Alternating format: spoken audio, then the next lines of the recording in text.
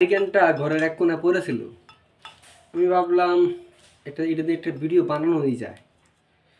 এই হারিকেন নিয়ে তো অনেক স্মৃতি আসে সবারই, আমারও অনেক স্মৃতি আসে।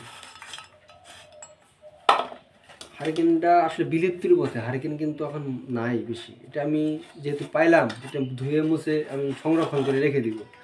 মাঝে মাঝে কিন্তু হারিকেনের দরকার পড়তো আগে আগে না আগে কিন্তু হারিকেনের দরকার সবসময় পড়তো।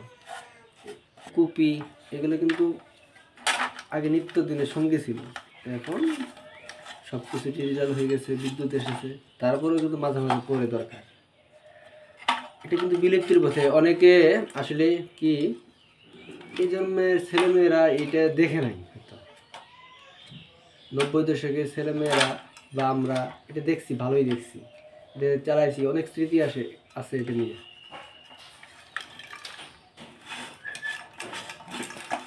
ভাবলাম ঘরের এক কোণে পরে আছে, একটা ভিডিও বানানোই যায়। একটু মুছে রাখলাম।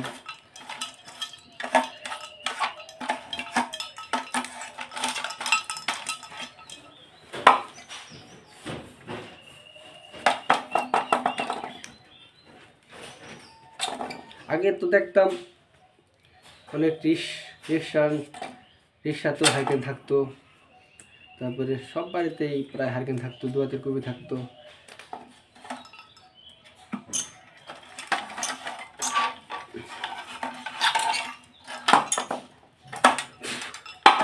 ধুইতে হবো দিয়ে